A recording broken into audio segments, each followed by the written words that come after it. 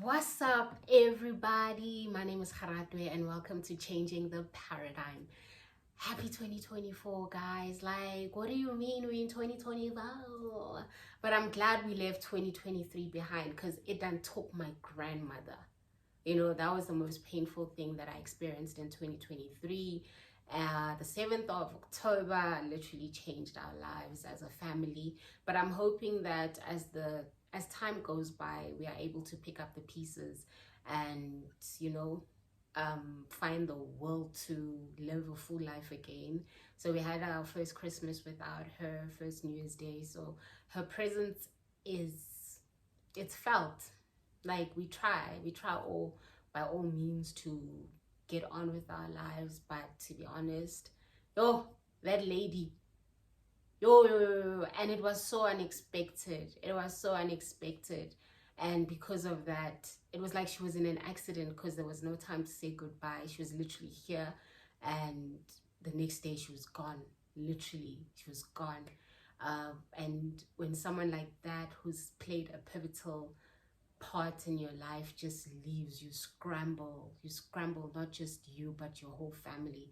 So my family and I, 2023, we were happy that it was gone, but we are happy for the time that God allowed us to be with her. She turned 80, and that was a blessing. And you only hear of such things. Like, I remember when people hear me talk about my grandmothers, like, at your age you still have your grandmother.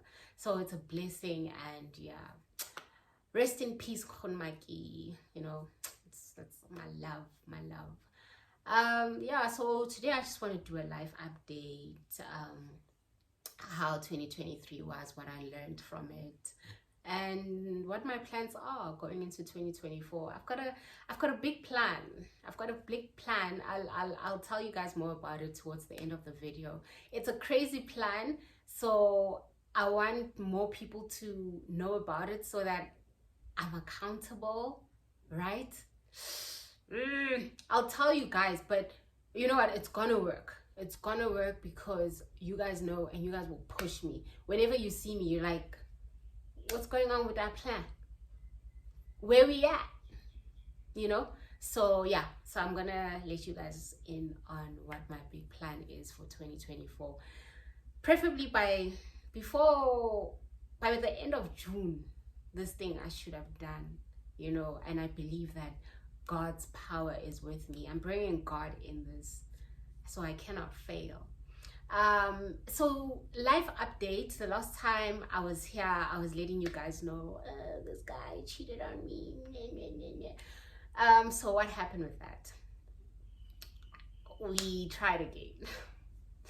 I'm sorry, guys, but I had a plan.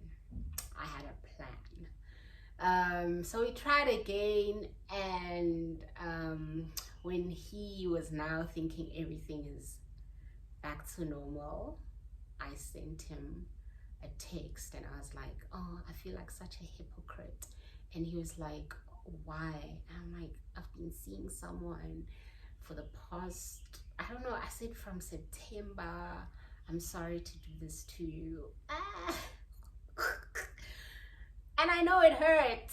And then he's like, yeah, okay, all the best. And I never, I just wanted my revenge. And I did it very quickly. I think after 2 to 3 weeks, when he was now telling me how much he loves me, I'm like, nigga, I ain't no fool, but I'll get you. So I got him.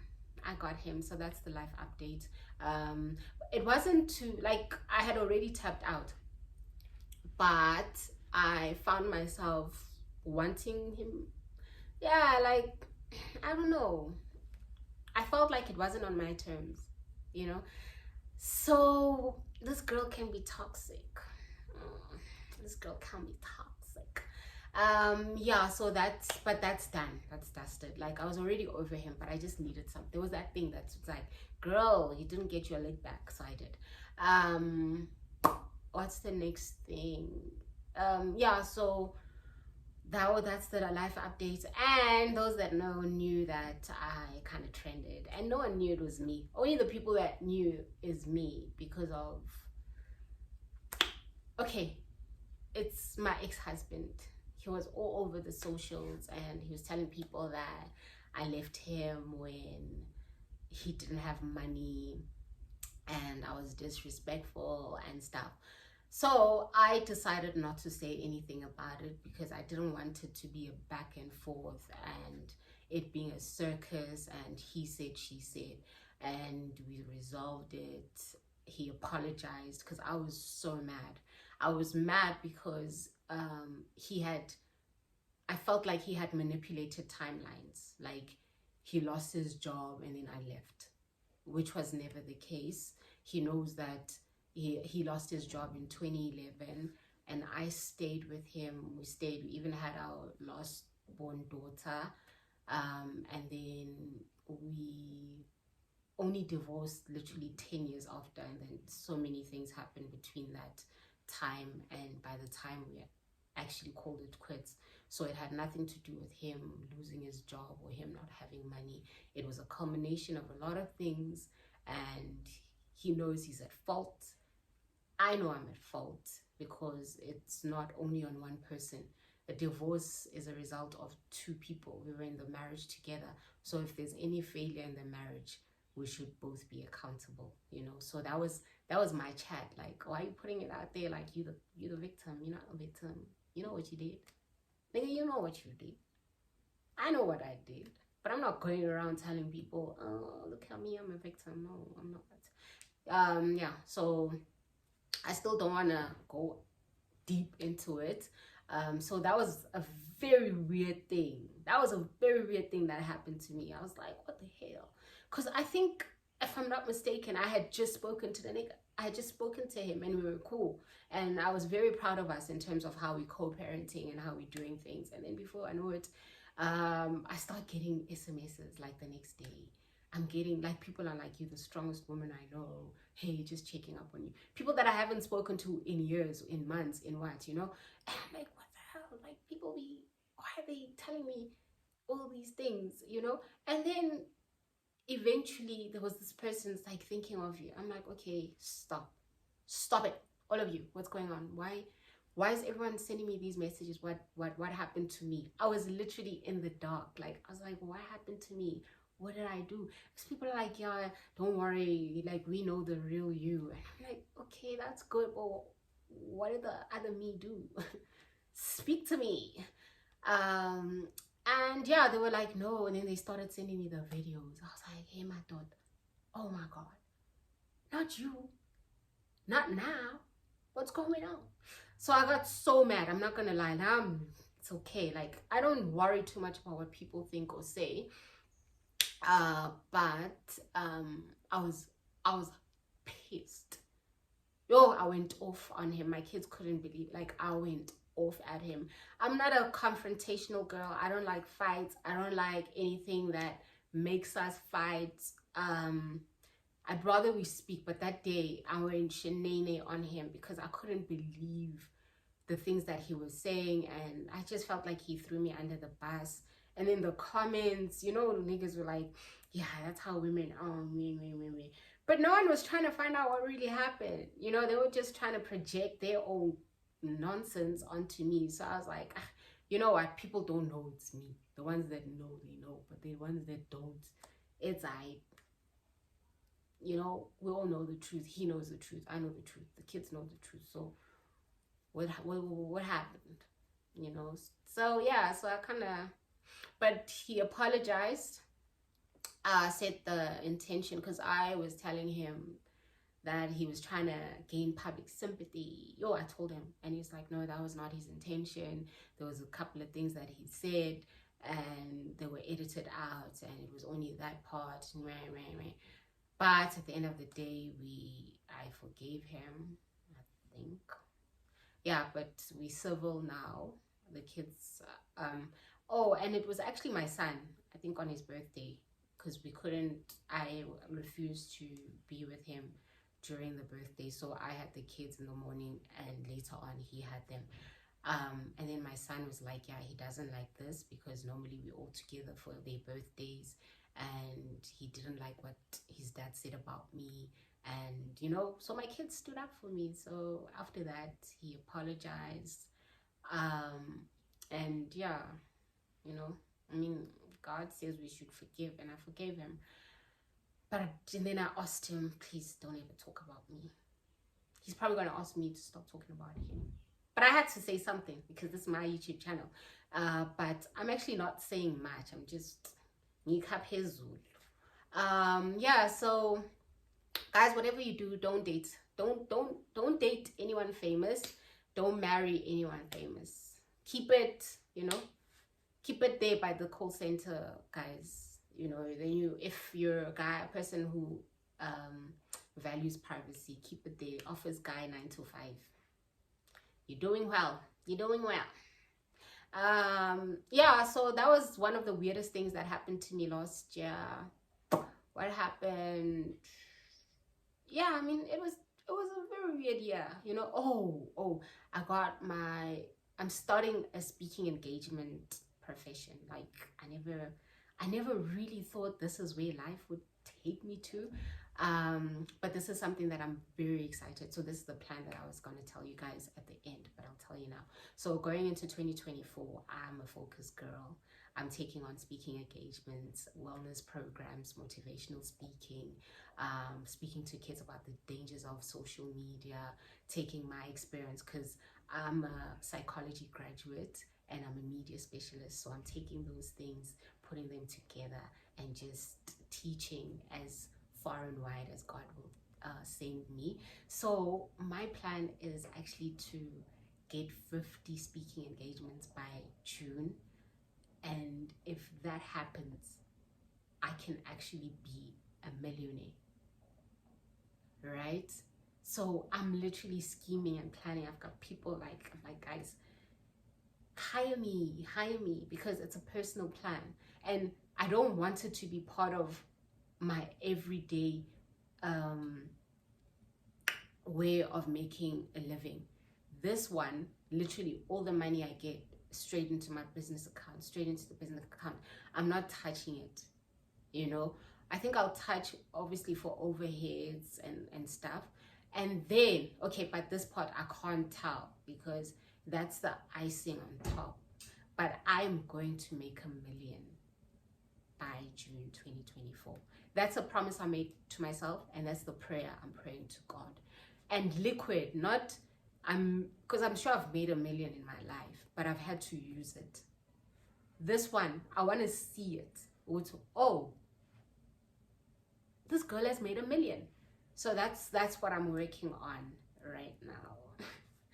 So you guys must join me in the journey. I'll let you guys know, it's a very, and it came when God, it came in the most random way. But that's what I'm doing. I'm like, I don't care what the economy looks like. I don't care what anyone says, but I'm going to make $1 million by 2024. And not $1 million now. It's $1 million now. 75,000 must go there. 100,000. No, it's $1 million. That from that $1 million, I grow to 2 million, 3. You understand? That's untouched money. It's not money for my bills. It's not money. It's not for anything but the fact that it keeps accumulating and creating its own millions. I want to show people that I'm going to do it. I'm going to show you guys, tangible, liquid. I'm going to show you. By June 2024, I'm going to be a millionaire. Quote me on that. Oh! So it's out there, if you believe in your dream, you should put it out there. And how you get to it, everything will conspire. And make sure the right people will come to me. Destiny helpers. I'm gonna, coincidences. Everyone is gonna come to me. Sorry guys, thinking the technicalities of this thing are messing with me. Yeah, so that's my plan for 2024, and I really believe that the right people are coming to me. The right people are already in my space. It's already happened. I just need to live in that reality. In the spirit, it's already done. That's why it's come to me. I just need to live. It needs to just manifest into the physical. So everyone that needs to be around to make it happen will certainly be around to make it happen. So I'm not even scared. I'm not even scared, but it's going to be so monumental because it's going to be a start of so many other greater things. Speaking about greater things, guys, I don't want to make it too long because it's the new year. I'm sure you guys are hearing a lot of people with their resolutions. So going into the new year, I want to try celibacy and I want to try sobriety. And I just believe that God has so much to talk to me about. There's so much that I need to do.